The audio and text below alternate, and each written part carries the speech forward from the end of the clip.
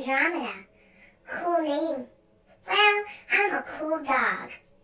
I've been hanging here at the Mahoning County Dog Pound since August. Yes, if you count, that is 5 months. I'm not sure what I'm doing wrong. I try so hard to be a good girl for everyone. But people see my energy and they think that I'm crazy. But I'm not. I've just been cooped up for 5 months. I would love to have a family that likes hiking, swimming, and camping, since I am an active girl. But don't be fooled. Once I get my exercise, I would love nothing more than to snuggle with you on your couch.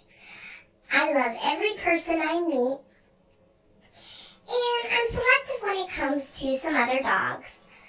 It just depends on the other dog, really. Cats? Probably not, since I do have a lot of energy at times.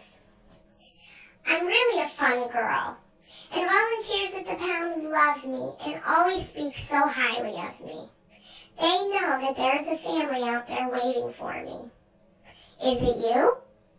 Why don't you come on down and meet me, and then decide if we would be a good match for each other? I just wish someone would give me a chance.